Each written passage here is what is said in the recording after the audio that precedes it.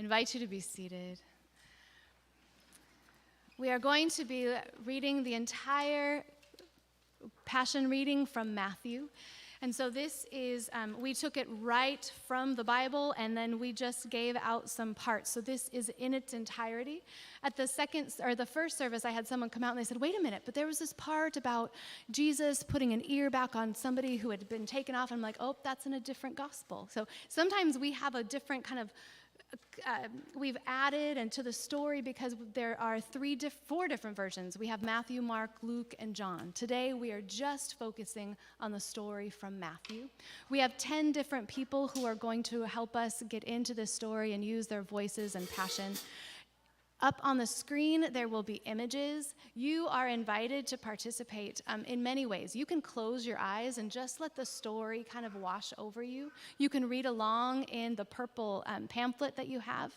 All of you do have a part, though. There is a part that says the crowd, and that's where you are to yell out as the crowd. So there are parts throughout the service that you will be leading as well. And then finally, just to have this, know that this is the message. This is the story. So where is God wanting to deeply touch you? Where are you? What are you to notice and to see and to hear? I'm so grateful for many who have helped us to be able to tell this story in an animated way. So we now continue with the reading of the Matthew 26 and 27 through 66.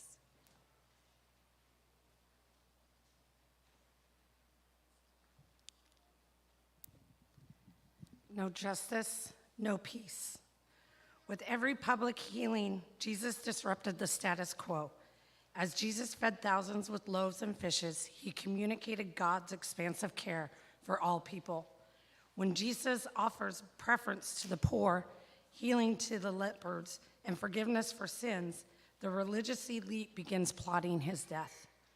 Power and dirty politics contribute to the innocent torture and death of Jesus on the cross. The state-authorized execution of Jesus was a violent display of unjust power.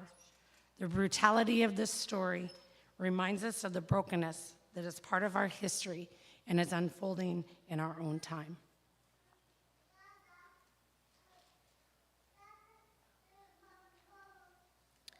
One of the 12, who was called Judas Iscariot, went to the chief priests and said, "What will you give me if I betray him to you?" They paid him 30 pieces of silver, and from that moment, Judas began to look for an opportunity to betray Jesus. On the first day of unleavened bread, the disciples came to Jesus, saying, "Where do you want us to make the preparation for you to eat the Passover?" Go into the city to a certain man and say to him, 'The teacher says, my time is near. I will keep the Passover at your house with my disciples.' So the disciples did as Jesus had directed them, and they prepared the Passover meal. When it was evening, he took his place with the 12, and while they were eating, Jesus said, 'Truly I tell you, one of you will betray me.' And they became greatly distressed and began to say to him one after another, 'Surely not I, Lord.' Jesus said, 'The one who has dipped his hand into the bowl with me will betray me. The Son of Man goes as it is written, but woe to that one by whom the Son of Man is betrayed. It would have been better for that one not to have been born.' Judas, who betrayed him, said, "Surely not I, Rabbi." 'You have said so.' While they were eating, Jesus took a loaf of bread, and after blessing it, he broke it, gave it to the disciples, and said, 'Take, eat, this is my body.' Then he took a cup, and after giving thanks, he gave it to them, saying, 'Drink from it, all of you, for this is my blood of the covenant, which is poured out for many for the forgiveness of sins. I tell you, I will never again drink of this fruit of the vine until that day when I drink it new with you in my Father's kingdom.' When they had sung the hymn, they went out to the Mount of Olives.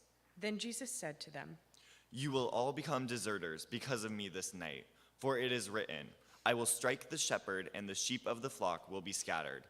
But after I am raised up, I will go ahead of you to Galilee.' Though all become deserters because of you, I will never desert you.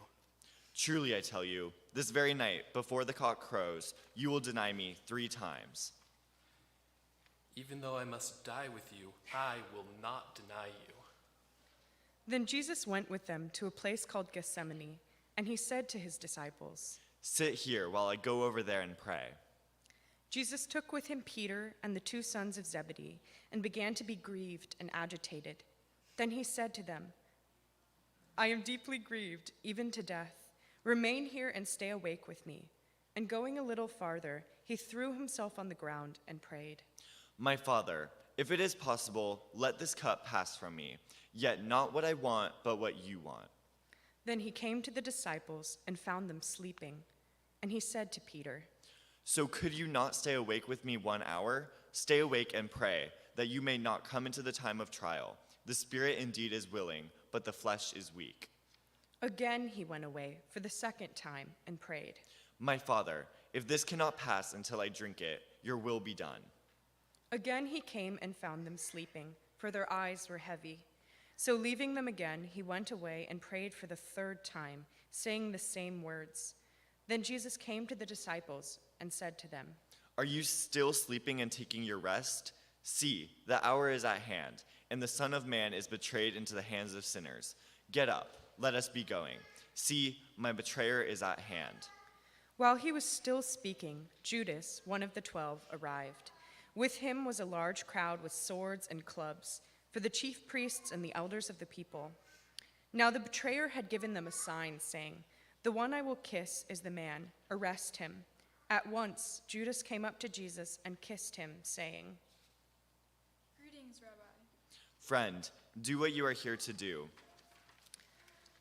Then they came and laid hands on Jesus and arrested him. Suddenly, one of those with Jesus put his hand on his sword, drew it, and struck the servant of the high priest, cutting off his ear. Then Jesus said, Put your sword back into its place, for all who take the sword will perish by the sword. Do you think that I cannot appeal to my Father, and he will at once send me more than 12 legions of angels? But how then would the scriptures be fulfilled, which say it must happen in this way? At that hour, Jesus said to the crowds, Have you come out with swords and clubs to arrest me as though I were a bandit? Day after day I sat in the temple teaching, and you did not arrest me. But all this has taken place so that the scriptures of the prophets may be fulfilled. Then all the disciples deserted him and fled. Those who had arrested Jesus took him to Caiaphas, the high priest, in whose house the scribes and the elders had gathered. But Peter was following him at a distance, as far as the courtyard of the high priest. And going inside, he sat with the guards in order to see how this would end. Now the chief priests and the whole council were looking for false testimony against Jesus, so that they might put him to death. But they found none, though many false witnesses came forward. At last, 2 came forward and said, This fellow said, I am able to destroy the temple of God to build it in 3 days. Have you no answer? What is it that they testify against you?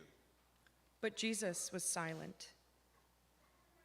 I put you under oath before the living God. Tell us if you are the Messiah, the Son of God. You have said so, but I tell you, from now on you will see the Son of Man seated at the right hand of power and coming on the clouds of heaven. Then the high priest tore his clothes. He has blasphemed. Why do we still need witnesses? You have now heard his blasphemy. What is your verdict? They answered, He deserves death. Then they spat in his face and struck him, and some slapped him, saying, Prophecy to us, you, Messiah?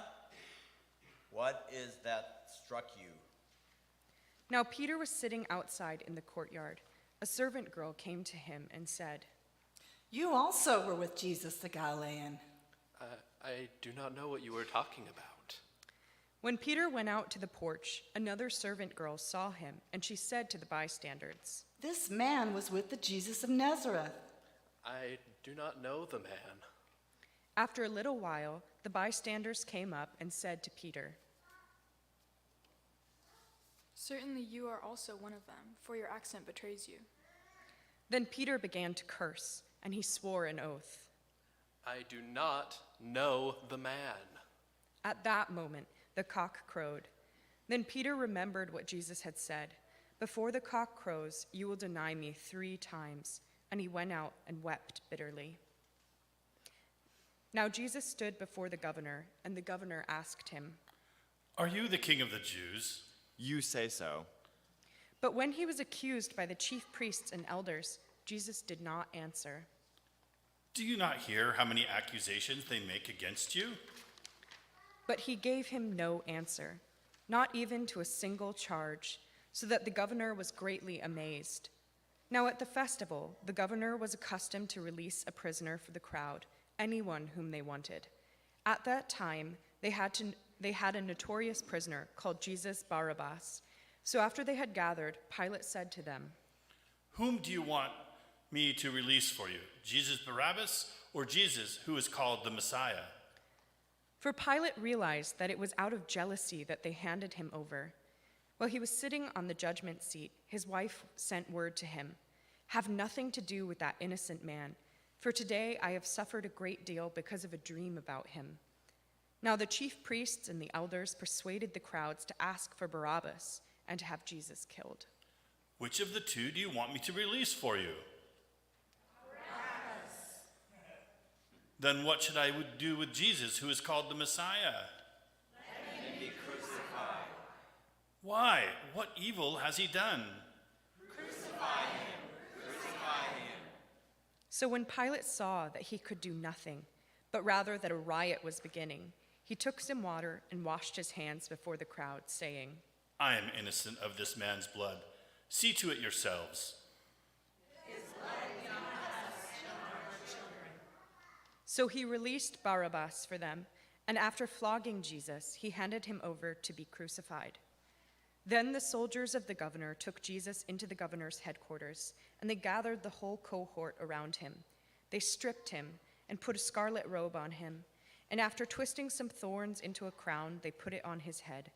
They put a reed in his right hand and knelt before him and mocked him, saying, "Hail, King of the Jews!" They spat on him and took the reed and struck him on the head. After mocking him, they stripped him of the robe and put his own clothes on him. Then they led him away to crucify him. As they went out, they came upon a man from Cyrene named Simon. They compelled this man to carry his cross. And when they came to a place called Golgotha, which means place of a skull, they offered him wine to drink mixed with gall. But when he tasted it, he would not drink it. And when they had crucified him, they divided his clothes among themselves by casting lots. Then they sat down there and kept watch over him. Over his head they put the charge against him, which read, "This is Jesus, the King of the Jews." Then 2 bandits were crucified with him, one on his right and one on his left. Those who passed by derided him, shaking their heads and saying, You who would destroy the temple and build it in 3 days, save yourself. If you are the Son of God, come down from the cross. He saved others. He cannot save himself. He is the King of Israel. Let him come down from the cross now, and we will believe in him. He trusts in God. Let God deliver him now, if he wants to, for he said, I'm God's son. The bandits who were crucified with him also taunted him in the same way. From noon on, darkness came over the whole land until 3 p.m. And about 3 o'clock, Jesus cried with a loud voice, Eli, Eli, lema sabachthani. My God, why have you forsaken me? When some of the bystanders heard it, they said, This man is calling for Elijah. At once, one of them ran and got a sponge, filled it with sour wine, put it on a stick, and gave it to him to drink. But the others said, Wait, let us see whether Elijah will come to save him. Then Jesus cried again with a loud voice and breathed his last.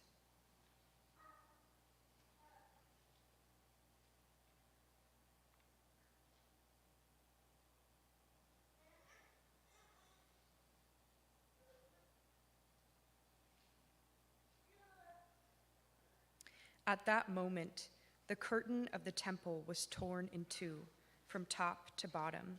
The earth shook and the rocks were split. The tombs also were opened, and many bodies of the saints who had fallen asleep were raised. After his resurrection, they came out of the tombs and entered the holy city and appeared to many.